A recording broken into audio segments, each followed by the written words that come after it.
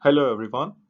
Today I'm excited to introduce you to Fastai, a powerful deep learning library that simplifies the process of building and training neural networks for data science applications. So Fastai was developed by Jeremy Howard and Sylvian Gugger with the goal of democratizing deep learning, making it accessible to practitioners with varying levels of expertise. As we delve into FastAI's features and application example, we will get an idea how it empowers data scientists to tackle complex tasks with ease. Before we move into the FastAI package, so many of you might be new to the concept of deep learning. So that is why let's start with the basic question, what is deep learning? So deep learning is a subset of machine learning that draws inspiration from the structure and function of the human brain's neural networks. So these neural networks are the building blocks of deep learning models. So now let's delve into the structure of neural networks. So imagine a neural network as a series of interconnected layers of nodes or neurons. So these layers process and transform input data, gradually refining it into a useful representation. So this process is akin to how a brain processes information, making deep learning models incredibly powerful tools for such tasks as image recognition, natural language processing, and even more. So deep learning models have the remarkable ability to learn from data without explicit programming. Instead, they analyze large amount of data to automatically discover patterns and relationships. So this means that deep learning models can tackle complex tasks without needing to explicitly told how to do so, making them highly versatile and adaptable. Now let's focus on some key concepts of deep learning.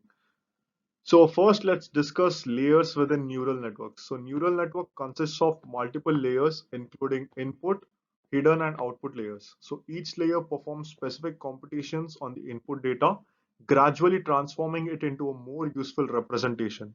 This layered structure allows deep learning models to capture and learn complex patterns in data. So coming to the next concept called as activation functions. So activation functions introduce non-linearity into neural networks, enabling them to model complex relationships in data. Common activation functions include sigmoid and ReLU, so which has its own characteristics and suitability for different types of tasks. So these activation functions play a crucial role in enabling deep learning models to learn and adapt to diverse data sets. So followed by this, the next one is called the training process of deep learning models. So during training, optimization algorithms like SGD, that is stochastic gradient descent, are used to adjust the model's parameters iteratively. The goal is to minimize the loss function, which measures the disparity between the model's predictions and the true labels in the training data. So training deep learning models require large data set and computational resources, but can lead to a highly accurate and effective models. So to wrap up this, let's focus on some exciting applications of deep learning, from image recognition to NLP, autonomous driving to healthcare. Deep learning has revolutionized countless industries. Its ability to learn from data and make accurate predictions has opened up new possibilities and transformed the way we approach in complex problems. So to conclude overall or to summarize it, deep learning is a powerful subset of machine learning that leverages neural networks to learn from data and make intelligent decisions. So by understanding these key concepts, we could dive deeper into fast AI and get an idea of how it works. So what exactly is fast AI? So at its core, fast AI is a high-level deep learning library built on top of PyTorch. So it provides a user-friendly interface and a suite of powerful tools that streamline the process of developing and deploying neural network models. So FastAI's primary mission is to simplify deep learning, enabling practitioners to focus on their tasks rather than getting bogged down by implementation details. Whether we are a beginner or an experienced deep learning practitioner, FastAI offers us an intuitive platform for building cutting-edge models. Here I'll be going through the features of FastAI. That makes it stand out compared to the other libraries. So initially, its simplicity. FastAI's high-level API abstracts away the complexities of deep learning, allowing users to create sophisticated models with minimal code. By providing sensible defaults and intuitive abstraction, FastAI makes it easy to experiment and iterate quickly. For deep learning, there are other packages as well, such as BrainPy and other packages which are a bit more complex, whereas FastAI is easier and gives a lot of time for us to understand, and it makes simpler to code. And apart from this, it's flexibility. So despite its simplicity, FastAI offers unparalleled flexibility. Whether we are working on an image classification, object detection, natural language processing, or even a tabular data, FastAI provides these tools we need to tackle a wide range of tasks. So followed by this, its performance. FastAI is built on top of PyTorch, one of the most popular deep learning frameworks, known for its performance and scalability. So by leveraging PyTorch's capabilities, FastAI delivers state-of-the-art models and techniques that consistently outperform the libraries in machine learning competition. And apart from this, it's integration. So this library seamlessly integrates with PyTorch, allowing users to leverage PyTorch's computational graph and its GPU acceleration. So this tight integration ensures that FastAI users can take advantage of the latest advancement in deep learning research. Also, the model interpretability provides tools for interpreting and visualizing deep learning models, making it easier to understand and debug. Apart from this, it also supports fast learning, allowing users to leverage pre-trained models and fine-tune them for specific tasks. And at the end, so it has a vibrant community of users and developers with active forums, documentation, and tutorials. So basically, it makes the task easier where there's workshop, meetups, and even online courses for this. So this is why this package is very easy to use. So once we get an idea of what FastAI is capable of doing, so let's run a simple test. So basically I've ran a sentiment analysis using FastAI using this package. So so in this code, initially I have imported the necessary libraries from FastAI. So these libraries provide functionalities for text processing, model training, and evaluation. So once this is done, I have used UNTAR data function to download the IMDb dataset, which contains movie reviews. Then it prepares the dataset for training by creating a text data loaders object using the textloaders.from folder. So this function automatically processes the text data, even tokenizes it, and prepares it for training. So once we get our data, so we define a text classifier model using the built-in text classifier function. So this model uses a argument called as AWD LSTM and sets the automatic dropout rate. So then it fine tunes the model using the fine tune method, which employs transfer learning to adapt the pre-trained model to the specified task of sentiment analysis.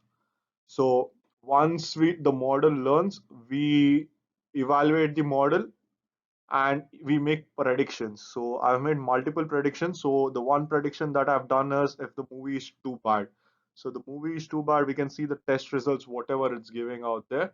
And apart from this, I've also ran it for I love the movie, it was amazing. And we can also explore for other things like, oh, the movie is terrible and all.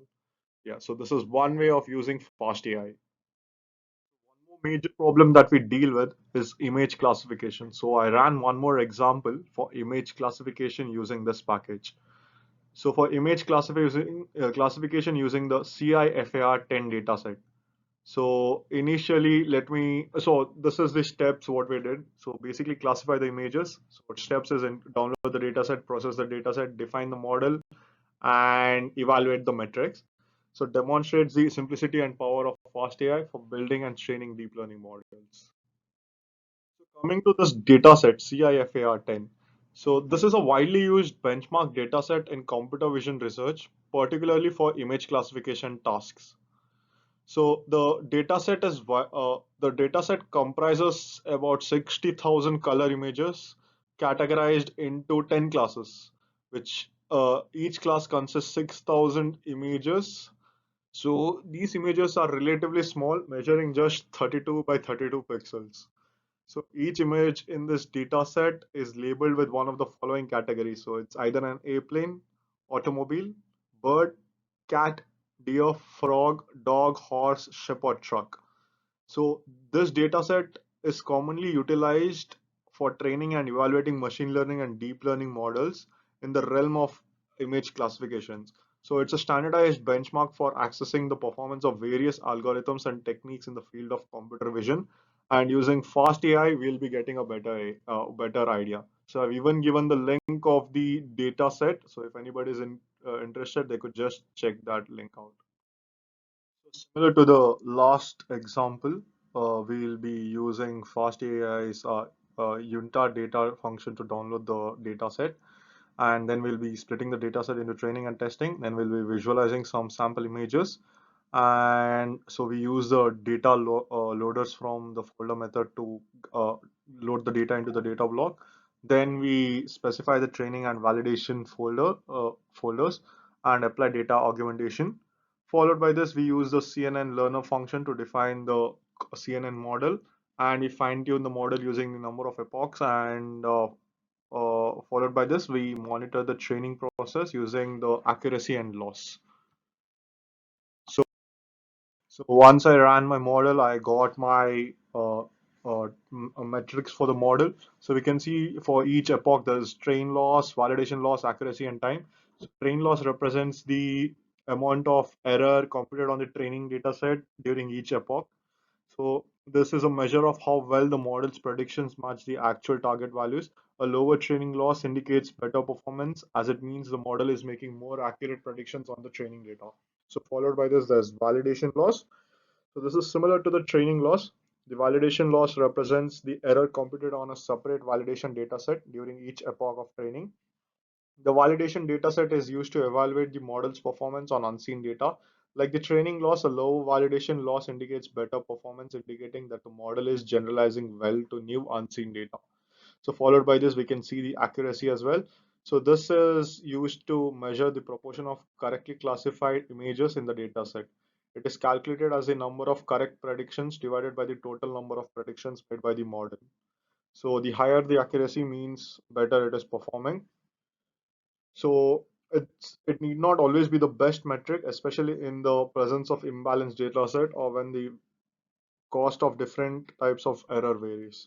So followed by this, we can also see time. So this is a representation of the time taken to complete each epoch of training. So it includes the time taken for forward and backward passes through the network parameter updates and any other computations involved in the training process. Monitoring training time can be useful for optimizing the training process and identifying any potential bottlenecks.